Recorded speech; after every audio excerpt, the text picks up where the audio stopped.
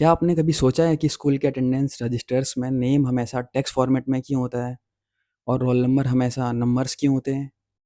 इसीलिए हमें data types को समझना ज़रूरी है।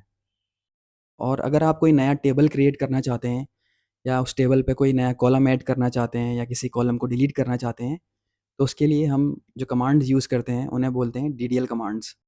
डेटा टाइप का मतलब है कि किस तरह का डेटा आपके कॉलम्स में स्टोर होगा।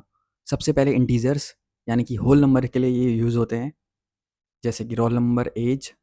और डेसिमल नंबर्स के लिए डेसिमल डेटा टाइप यूज़ होगा। इसमें पी और क्यू का मीनिंग है, पी का मीनिंग है टोटल नंबर ऑफ डिजिट्स और क्यू का मीनिंग है total number of digits after decimal. और अगला डेटा टाइप है करेक्टर। ये फिक्स लेंथ टेक्स्ट के लिए यूज़ होता है, यानी कि आप जितनी भी लेंथ इसमें अलोकेट करेंगे वो फिक्स्ड हो जाएंगी। और उसके बाद नेक्स्ट है वेर केयर, यानी कि वेरिएबल करेक्टर्स। इसमें आप जितनी भी लेंथ फिक्स करते हैं उसमें से सिर्फ उतनी ही लेंथ यूटिलाइज होगी जितनी आपने यूज़ करनी है, बाकी लेंथ को फ्री कर दिया जाता है। और उसके बाद है डेट। डेट डेटा टाइप हम डेट्स के लिए यूज़ करते हैं, जैसे कि date of birth, date of joining. यहाँ पर इसका फॉर्मेट है Y Y Y Y, M M और डी डी। तो आपको ये फॉर्मेट को समझना ज़रूरी है। और आखिरी डेटा टाइप है बुलियन। ये ट्रू और फॉल्स वैल्यूज़ के लिए यूज़ होगा। आगे हम डीडीएल की कुछ कमांड्स का इंट्रोडक्शन ले लेंगे। सबसे पहली कमांड है क्रिएट। क्रिएट कमांड से हम कोई नया टेबल क्रिएट कर सकते हैं या कोई नया डेटाबेस क्रिएट कर सकते हैं। यहाँ पर मैंने एक टेबल मैं क्रिएट कर रहा हूँ, इसके लिए हमें क्रिएट टेबल कमांड का यूज़ करना होगा, जो कि एक डीडीएल कमांड है। और दूसरी जो कमांड है वो है ऑल्टर। ऑल्टर से आप किसी टेबल में नया कॉलम ऐड करते हैं या किसी कॉलम को ड्रॉप कर सकते हैं, मॉडिफाई कर सकते हैं, रीनेम कर सकते हैं। और ड्रॉप से आप पूरा टेबल ड्रॉप कर सकते हैं और या किसी डेटाबेस को भी ड्रॉप कर सकते हैं। सबसे पहले हम डीडीएल कमांड क्रिएट टेबल को सीखेंगे, जिसका सिंटैक्स है क्रिएट टेबल, टेबल नेम। यहाँ पर टेबल नेम स्टूडेंट है, ब्रैकेट ओपन करेंगे। उसके बाद नीचे लाइन में कॉलम नंबर 1 रोल नंबर और डेटा टाइप है इसका इंटीजर, जिसको मैंने प्राइमरी की असाइन किया हुआ है, यानी कि रोल नंबर कॉलम की सारी वैल्यूज़ डिफरेंट होंगी। और दूसरा कॉलम है नेम, जिसका डेटा टाइप है वेर केयर और उसकी लेंथ मैंने 30 रखी हुई है। वेर केयर 30 का मीनिंग है जितनी भी लेंथ उस नेम की होगी उतनी ही ये यूटिलाइज़ करेगा, बाकी को फ्री कर देगा। और थर्ड कॉलम है जेंडर, जिसके लिए मैंने केयर डेटा टाइप का यूज़ किया हुआ है और इसकी लेंथ मैंने 2 रखी हुई है, यानी कि यहाँ पर 2 लेंथ फिक्स्ड हो गई है जेंडर के लिए। और फोर्थ कॉलम है डेट ऑफ बर्थ, जिसके लिए मैंने डेट टाइप का डेटा टाइप रखा हुआ है। तो डेट ऑफ बर्थ के लिए हम डेट डेटा टाइप को यूज़ करेंगे, जिसका सिंटैक्स होता है Y Y Y Y, M M D D. ये इसका फॉर्मेट है। और अगली जो कॉलम है वो है क्लास, जिसके लिए मैंने इंटीजर्स रखा हुआ है डेटा टाइप। और लास्ट कॉलम है परसेंटेज, जिसके लिए मैंने डेसिमल डेटा टाइप यूज़ किया हुआ है। और ब्रैकेट्स में मैंने 2,2 की इसमें लेंथ रखी हुई है। अभी हम इस 2,2 को बाद में देखेंगे। तो इस तरह से मैंने जो टेबल क्रिएट किया उसमें टोटल 6 कॉलम्स थे। पहला कॉलम था रोल नंबर, जिसका टाइप इंटीजर था, यानी इसमें न्यूमेरिक वैल्यूज स्टोर होंगी, नेम, जेंडर, क्लास और परसेंटेज। और उसके साथ साथ मैंने सबके डेटा टाइप्स भी रखे हुए हैं। तो आप देख सकते हैं कि हर कॉलम का एक स्पेसिफिक डेटा टाइप है, जिसमें उस डेटा टाइप्स के टाइप की वैल्यूज़ स्टोर होंगी। जैसे क्लास के लिए मैंने इंटीजर लिया हुआ है, तो क्लास में न्यूमेरिक वैल्यूज़ में हम क्लास को स्टोर करेंगे। तो ये था कि इसमें मैंने आपको सिखाया कि टेबल कैसे क्रिएट करते हैं। और उसमें मैंने प्राइमरी की कंस्ट्रेंट भी लगाया हुआ है, तो आप देख सकते हैं कि प्राइमरी की कैसे लगाना है किसी कॉलम पे।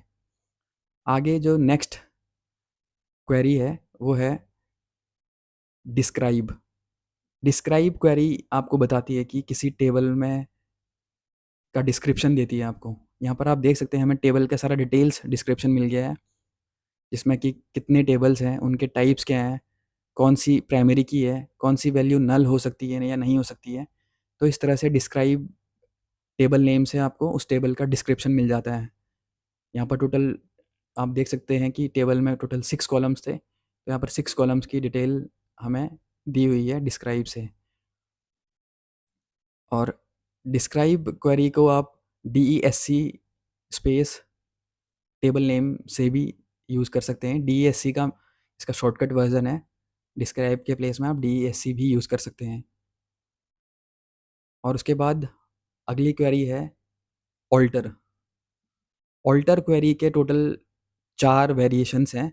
सबसे पहला वेरिएशंस है ऐड, यानी कि आप किसी टेबल में नया कॉलम कैसे ऐड करेंगे। और दूसरा वेरिएशन है ड्रॉप। अगर आप किसी एग्जिस्टिंग कॉलम को डिलीट करना हो या ड्रॉप करना हो तो उसके लिए आप ड्रॉप यूज़ करेंगे। थर्ड है मॉडिफाई, यानी कि आपको अगर किसी कॉलम की टाइप को मॉडिफाई करना हो या किसी कॉलम के साइज़ को मॉडिफाई करना हो।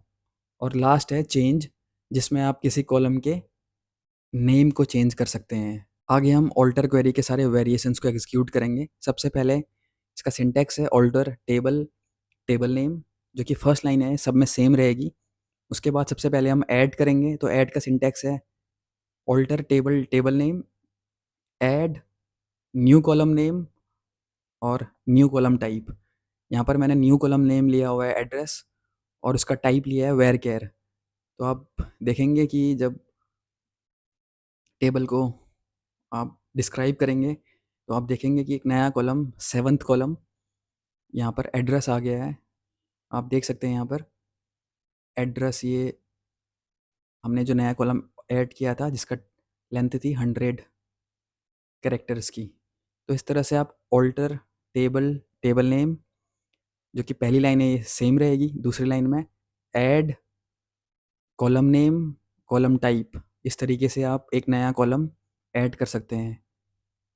और डिस्क्राइब से हम उस टेबल का डिस्क्रिप्शन में चेक कर सकते हैं कि क्या वो नया कॉलम आपके टेबल में ऐड हुआ या नहीं। और अगला जो ऑल्टर का वेरिएशन है वो है ड्रॉप। पहली लाइन इसमें सेम रहेगी ऑल्टर टेबल टेबल नेम, दूसरी लाइन है ड्रॉप, यानी कि हम किसी कॉलम को ड्रॉप कर रहे हैं। तो मैं यहाँ पर करता हूँ ड्रॉप एड्रेस। तो यहाँ पर टाइप देने की ज़रूरत नहीं है, आप ड्रॉप एड्रेस लिखेंगे तो जो हमने कॉलम ऐड किया था एड्रेस वो डिलीट हो जाएगा। आप डिस्क्राइब में चेक कर सकते हैं, अब आपको नीचे एड्रेस कॉलम नहीं दिखाई दे रहा है। तो इसका सिंटेक्स था alter table table name drop जो भी कॉलम आपको ड्रॉप करना था। यहाँ पर हमने एड्रेस कॉलम ड्रॉप करके चेक कर लिया। तो इस तरह से हमने 2 वेरिएशंस कवर कर लिए हैं, पहला था ऐड और दूसरा है ड्रॉप। और तीसरा वेरिएशन है ऑल्टर का मॉडिफाई। यहाँ पर आप देख सकते हैं कि जेंडर में कैरेक्टर की जो लेंथ है वो 2 दी हुई है। तो अगर आप इस कैरेक्टर की लेंथ को 2 से चेंज करके कुछ और करना चाहते हैं तो वो भी आप ऑल्टर से करेंगे। तो उसका सिंटेक्स होगा, पहली लाइन फिर से सेम होगी ऑल्टर टेबल टेबल नेम, और चेंज करने के लिए टाइप और साइज़ को आप यूज़ करते हैं मॉडिफाई। तो मैंने लिखा है यहाँ पर modify column name column type. तो यहाँ पर कॉलम नेम है जेंडर और कॉलम का टाइप मैंने कर दिया कैरेक्टर 6। तो इस तरह से आप जब डिस्क्रिप्शन देखेंगे टेबल का तो आपको दिखेगा कि जो जेंडर पहले जिसका साइज़ 2 था वो अब 6 हो चुका है। तो हम यहाँ पर डिस्क्रिप्शन देखते हैं टेबल का, आप देख सकते हैं नीचे जेंडर का जो टाइप था वो कैरेक्टर 6 लेंथ का हो चुका है। तो ये मॉडिफाई से आप किसी भी टेबल के डेटा टाइप को चेंज कर सकते हैं या उसका साइज़ चेंज कर सकते हैं। तो इस तरह से हमने ऑल्टर के 3 वेरिएशंस कवर कर लिए हैं। अगला है चेंज। चेंज से आप किसी कॉलम का नेम चेंज कर सकते हैं, यानी कि आपको अगर किसी कॉलम की हेडिंग में जो नेम होते हैं अगर वो चेंज करने हो तो उसके लिए आप ऑल्टर का 4th वेरिएशन है चेंज, उसको यूज़ करेंगे जिसका सिंटैक्स है ऑल्टर टेबल टेबल नेम। यहाँ पर टेबल नेम में स्टूडेंट है और चेंज ओल्ड कॉलम नेम जो कि रोल नंबर था और न्यू कॉलम नेम जो कि मैंने RN रखा है और उसका टाइप इंटीजर। तो इस तरह से आप कॉलम का नेम चेंज कर सकते हैं। सिंटैक्स है change old column name new column name और न्यू कॉलम टाइप। तो आप देख सकते हैं रोल नंबर अपडेट हो गया है RN में। तो इस तरह से हमने ऑल्टर के 4 वेरिएशंस कवर किए। पहला था ऐड कॉलम, दूसरा था delete a column drop a column, तीसरा था मॉडिफाई अ कॉलम और चौथा है चेंज अ कॉलम। नेम। तो इस तरह से हमने ऑल्टर के चारों वेरिएशंस कवर कर लिए और डीडीएल कमांड्स में हमने क्रिएट और ऑल्टर कवर कर लिए। अब लास्ट है ड्रॉप। जो थर्ड कमांड थी डीडीएल की वो थी ड्रॉप। आप यहाँ पर शो टेबल्स से देख सकते हैं कि हमारे डेटाबेस के अंदर कितनी टेबल्स हैं। तो यहाँ पर एक टेबल दिखा रहा है आपको स्टूडेंट। तो शो टेबल्स कमांड आपको दिखाती है कि आपके डेटाबेस में कितनी टेबल्स हैं।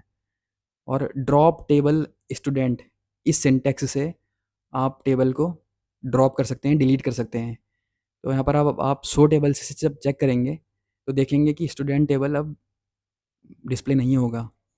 हम शो टेबल्स क्वेरी को रन करते हैं तो एम्प्टी सेट आता है यहाँ पर। इसका मीनिंग है कि अब वो टेबल स्टूडेंट डिलीट हो चुका है।